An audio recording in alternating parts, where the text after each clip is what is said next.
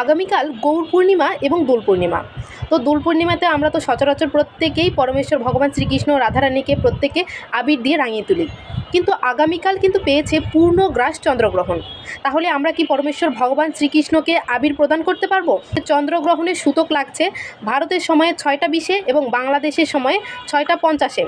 তো 6টা 50-এর আগেই আমাদের সব কিছু সেরে নিতে হবে, যেমন ভগবানের মঙ্গল আরতি, ভগবানের সেবা, ভগবানের শৃঙ্গার সব কিছুই 6টা 50-এর আগে আমাদের সেরে নিতে হবে এবং 6টা 50-এর পর মন্দির একদমই বন্ধ করতে হবে, অথবা ভগবানকে কোনো পর্দার আড়ালেও আপনারা রাখতে পারেন, তাতে কোনো অসুবিধা নেই। তবে ভগবানের দর্শন এবং তার সেবা বন্ধ থাকবে।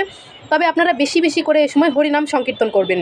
এবং গ্রহণ ছাড়বে ভারত সময়ে 6টা 48 মিনিটে এবং বাংলাদেশ সময়ে 7টা 18 মিনিটে, অর্থাৎ সন্ধ্যায়। তো গ্রহণ ছাড়ার পর স্নান আদি সম্পূর্ণ করে শুদ্ধ হয়ে আপনারা গৌরাঙ্গ মহাপ্রভুকে অভিষিক্ত করবেন এবং তারপর রাধা মাধব, গৌরাঙ্গ মহাপ্রভু প্রত্যেককে আবিরের রঙে রাঙিয়ে আপনারা অবশ্যই আবির খেলবেন।